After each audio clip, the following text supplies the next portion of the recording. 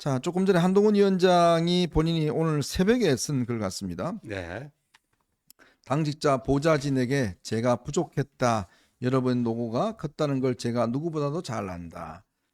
그리고 그러니까 오늘 저 글을 올렸습니다. 여러분의 헌신이 어려운 상황 속에서 마지막까지 나라와 당을 지킨 힘이다. 우리 결과에 대해서 충분히 실망하자. 그래서 무엇을 고쳐야 할지 알아내서 고치자. 그래도 힘내자.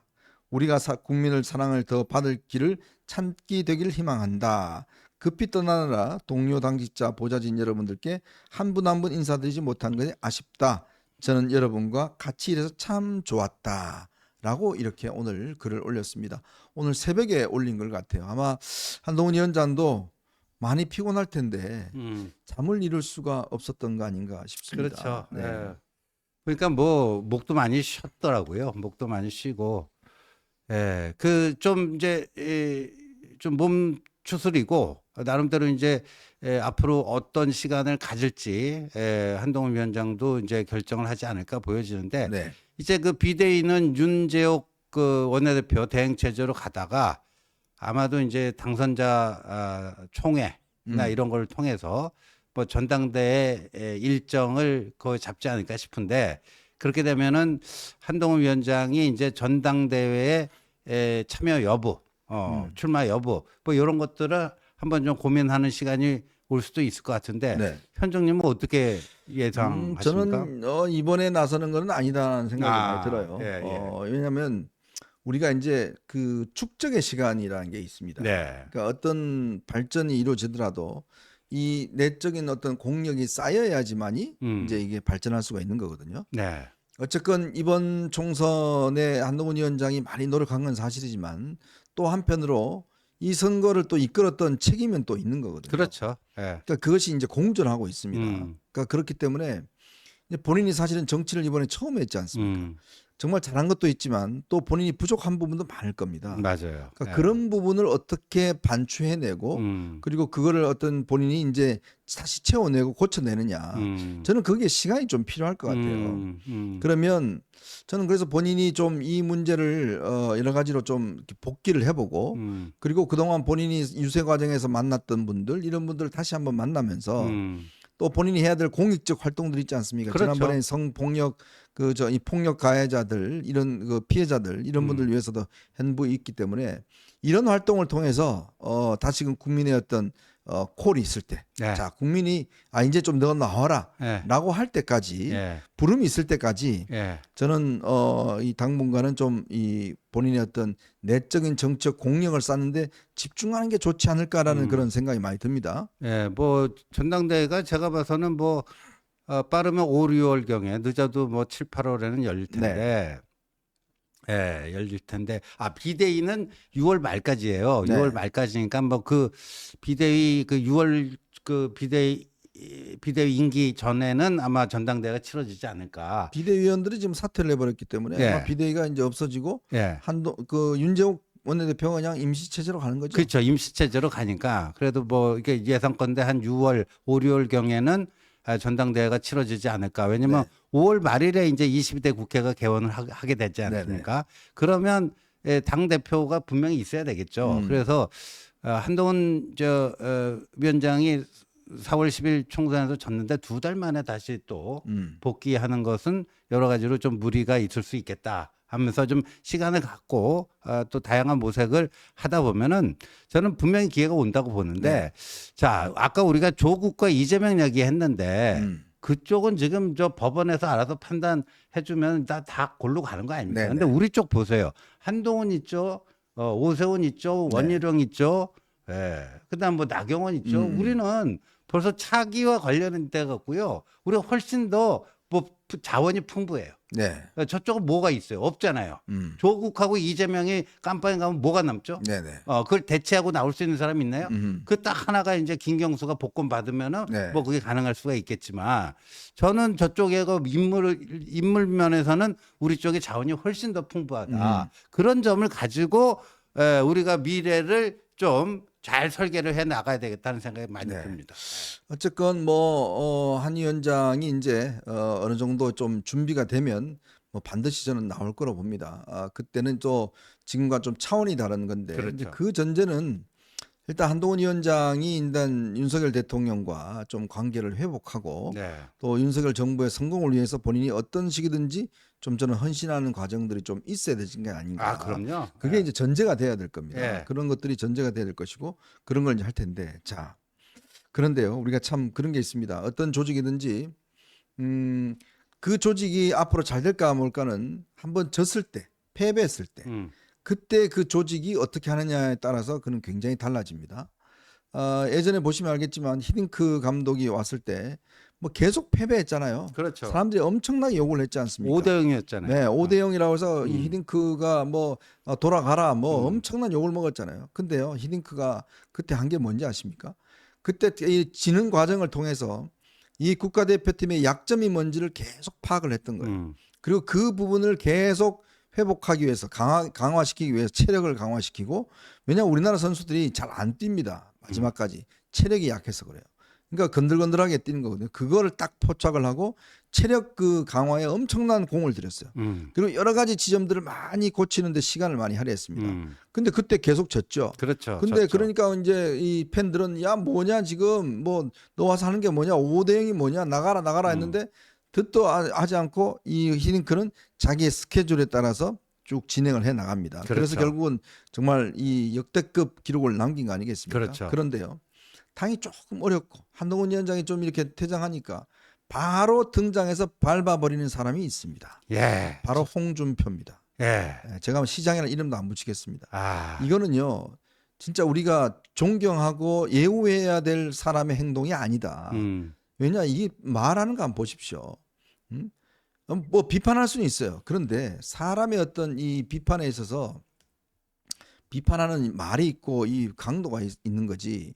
이런 식으로 완전 패대기 치는 형식으로 해서 그냥 밟아버리는 이런 어떤 형태를 하는데 아무리 자기가 대권 행보가 중요하다고 하지만 지난 대선 총선 때 뭐 했습니까? 계속 발목만 잡는 이야기만 쓸데없는 이야기만 하고 이준석이만 키워준 거 아니겠습니까? 그렇죠. 이준석만 실컷 키워주고 이래라 저래라 하다가 이제 나와서 당이 한동훈 위원장 욕을 한다고요? 왜 이준석한테 가서 그 같이 하지? 뭐하러 지금 여기 와서 있습니까? 아니 오늘도 저기 페이스북에 올린 거 봐요. 108석 주었다는 건 국민들이 명줄만 붙여놓은 거다. 바닥을 쳤다고들 하는데 지하실도 있다. 박근혜 탄핵 때 지하실까지 내려가 보지 않았나? 책임질 사람들이 나갔으니 이젠 네 탓 내 탓 하지 말자. 다 우리 탓이다. 저는 저기에 열받았어요. 참네. 이거 선거 끝나고 나서 네 탓, 남 탓한 게 누구예요? 네. 홍준표가 어제는 뭐 무슨 글을 썼어요? 천신만고 끝에 탄핵의 강을 건너 살아난 야당을 깜도 안 되는 황교안이 들어와 대표 놀이하다가 말아먹었고 더 깜도 안 되는 한동훈이 들어와 대권 놀이하면서 정치 아이돌로 착각하고 셀카만 찍다가 말아먹었다. 이런 네. 거 아닙니까? 이게 그래놓고 나서 이제 한동훈 위원장이 그만두니까 니 탓 내 탓하지 말자. 다 우리 탓이다. 야 너무 속 보이는 거 아닙니까? 뭐 했는데 본인은 네. 그동안 뭐 했습니까 본인은? 홍준표 시장 당신은 선거 때 뭐 했습니까? 물론 이제 대구시장이 선거에 노골적으로 개입할 수는 없으니까 뭐 한계는 있었겠지만 뭔가 말 한마디라도 덕담을 해주고 뭐 해야 되는데 사사건건 한동훈 위원장을 차기 대권의 라이벌로 생각하면서 그 견제하고 뭐 하는 거 말고 그 홍준표 시장께서 하신 일이 뭡니까 네. 도대체. 예. 그러다가 또 이준석이한테 서로 띄워주고 아주 난리예요. 그냥 아주 케미가 아주 좋습니다. 뭐 이준석은 홍준표가 총리해라. 그랬더니 또 저 홍준표는 역시 이준석은 뭐 큰 정치인이 될 거다. 서로 아주 그냥 칭찬하다가 아주 그냥 분위기가 좋은 것 같아요. 이거 봐. 이준석이 본인 SNS에 이렇게 썼어요. 고구마 100개 먹은 듯한 정권에 그나마 젊은 층이 관심 가지려면 한덕수 총리 후임부터 화끈하게 위촉해야 된다. 젊은 층에게 시원하다는 평가를 받는 홍준표 대구시장을 총리로 모시고 국정의 상당 부분을 나눠 맡는 것도 방법이다. 근데 여러분 이제까지 이준석이 진심 어린 그런 저 어드바이스를 한 적이 있습니까? 이 정권의 성공을 바라겠냐고요. 네. 이준석이. 그러니까 망하라는 이야기예요. 홍준표 그쵸. 하면 뻔한 거 아닙니까? 네. 모르겠습니까? 이준석이 홍준표라는 사람이 어떤 사람인지 나오면 자기가 대통령 노릇할 거예요. 대통령 깔아뭉개고 총리 해보십시오. 자기가 다 대통령 하려고 할 겁니다. 그거 뻔히 알면서 홍준표가 뭐 저 하라고요? 옛날에 보십시오. 이회창 당시 총리가 이 YS가 총리 시켜 난 다음에 본인 뭐 대권 행보한다고 그냥 개판돼 버렸지 않습니까? 그 꼬라지를 뻔히 알면서 이제 지금 홍준표 시장을 총리시켜라. 그건 엿먹으란 이야기예요. 솔직히 그렇죠. 한마디로 이야기해서 그걸 또 뭐 좋다고 그냥 하는데 여러분 홍준표라는 분 제가 오랫동안 봤습니다. 제가 오랫동안 정말 정치 처음 시작 때부터 착 지켜봤는데요. 저 그분의 특성, 성질 잘 알고 있거든요. 그러니까 정말 이분은요 끊임없이 모든 게 자기 중심이에요. 그냥 그렇죠. 세상에 모든 게 자기만 잘났고 자기가 필요한 거는 갑자기 내려갔다가 또 대구 갔다가 뭐 하면서 모든 게 자기 중심이에요. 자기한테 조금이라도 얽혀지면 그냥 남을 공격하고 남을 해치고자 하고 이 조직은 없습니다.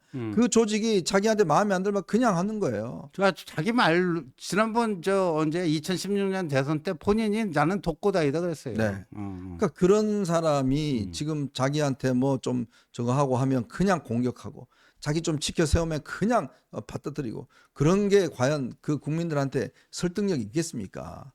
저는 이게 이런 식으로 하게 되면 지금요 보면 뭐 지금 당에 있는 사람들도 뭐 이번에 당선자들도 솔직히 뭐 되고 난 다음에 막 이런저런 이야기를 하는데 저는 조직이란 게 그렇습니다. 어떤 게 어려움에 처해지면 그 조직 전체를 생각을 해야 돼요. 근데 뭐 안철수 의원 뭐 이해합니다. 본인이 뭐 어려운 과정을 통해서 당선됐고 우리 김재섭 당선인도 어렵게 됐지만 그러나 이제 말을 좀 조심을 해야 돼요. 예, 집권 여당입니다. 맞습니다. 집권 여당이면 이게 중구난방식으로 되는 건 누가 좋아하겠습니까? 그러니까요. 당연히 저쪽에 좋아할 거 아니겠습니까? 예. 이럴 때 좀 더 본인들의 말을 자제하고 이제 혼자가 아닙니다. 예. 이게 당이라는 게 어떤 같이 하는 거니까 홍준표 저렇게 이야기하고 안철수 이야기하고 김재섭도 저렇게 이야기하면 국민들이 실망해지는 거거든요. 그렇죠. 예. 뭔가 이 조직 전체의 어떤 이걸 안위를 걱정하고 조직 전체를 위해서 뭔가 움직여내는 그러한 활동들이 필요한 거지 자기 혼자 잘나갖고 이게 되겠습니까? 예. 결국은 누가 찍어줬습니까?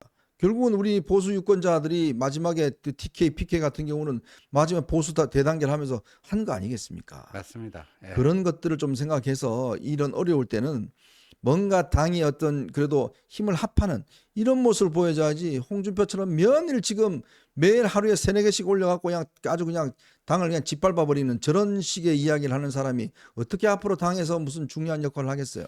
그 홍준표 대구시장은요, 요번에 이게 엄청난 그 자충수를 둔 겁니다. 홍준표의 대권을 생각한다면 이게 결정타가 될 겁니다. 예, 최근 며칠 동안에 이런 언동, 이게 홍준표 대권 주자 홍준표의 발목을 잡는 그리고 이 우리 전통 당원 지지자들이 당원들이 홍준표라는 인물에 대해서 이제 어떻게 생각하겠습니까? 네. 예, 상처난데 또 소금 뿌리고 네. 초상집에 뭐 불난집에 갔다가 부채질하고 네. 예? 지금 이런 거 아닙니까 지금? 그러니까 이준석도 보면 뭐 이번에 당선된 거는 사실 공영훈 비리 때문에 이제 된 거 아니겠습니까? 그렇죠. 그것 때문에 된 건데 그때는 뭐 죽을 똥 살똥하다가 이제 딱 되니까 뭐 대통령 임기가 3년요? 뭐 확실합니까? 그러니까 아주 그냥 더 지금 이 오만함이 나온 것 같아요. 그렇죠. 뭐 자기가 잘해서 뭐 되는 것처럼 이야기하는데 참 역시 사람의 이 본성은요 바뀌지 않습니다. 바뀌지 않고 저렇게 까불다가 또 제가 볼 때는 아마 여러 국민들로부터 또 저걸 받을 거예요. 정말 이번에 좀 정신 차렸나 싶더니 역시 이게 사람이라는 게 바뀌지 않습니다. 저 아주 그냥 기고만장해서 뭐 대통령을 뭐 탄핵하고 어쩐다고요? 정말 왜 이들이 보면 조금의 어떤 이것만 주어지면 그냥 못 참는 그런 면에서는 두 사람 다 성격이 비슷해요.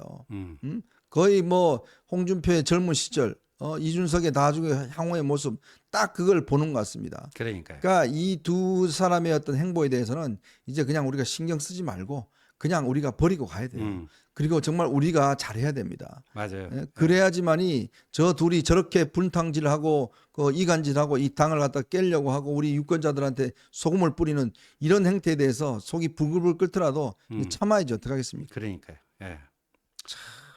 참 사람이요 어려울 때 깜냥이 나오는 것 같습니다. 그 사람이 가지고 있는 그 사고와 어떤 인품의 넓이가 나오는 것 같은데 참 이럴 때 정말 저런 식으로 당을 해집고 정말 이 진짜 아직 지금 이 정말 피곤하면서 저런 한동훈 위원장을 저렇게 짓밟아야 될까? 참 아무리 자기 대권이 급하지만 저거는 아닌 겁니다. 아니죠. 예. 예, 예. 그런 사람을 어떻게 우리가 리더로 네. 삼을 수 있겠습니까? 정말 좀 제발 좀 철 좀 드시라는 말을 음. 제가 하겠습니다. 뭐 저야 뭐 저한테 뭐 해코지 하겠어요. 뭐 저야 뭐 하지만 제발 좀 철 좀 드세요. 이제 좀 철 좀 들 때도 됐는데 참 그분이 아니 안 아까 같아요. 우리 현정님이 얘기했잖아요. 사람은 잘 안 네, 바뀌어요. 안 바뀝니다. 응. 야, 참. 네, 저희는 이제 마지막 이슈로 한번 넘어가 보도록 하겠습니다. 여러분 보시면서 좋아요 많이 눌러주시고요. 많은 응원 부탁드리겠습니다.